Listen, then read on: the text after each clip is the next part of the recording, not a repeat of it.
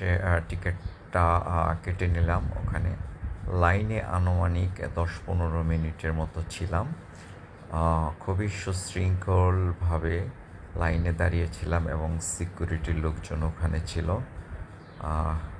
কোনো প্রকার হইহল্লা বা গ্যাদারিং ছিল না।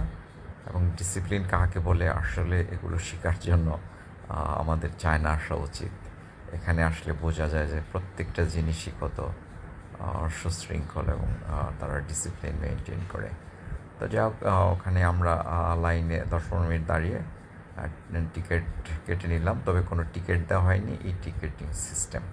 ওনারা আমার পাসপোর্টটা স্ক্যান করে রেখেছেন, বলছে তুমি চলে যাও, প্রবেশ করতে পারবা। তো যেটা বুঝলাম, ওখানে গিয়ে আবার আমার পাসপোর্টটা স্ক্যান করা হবে।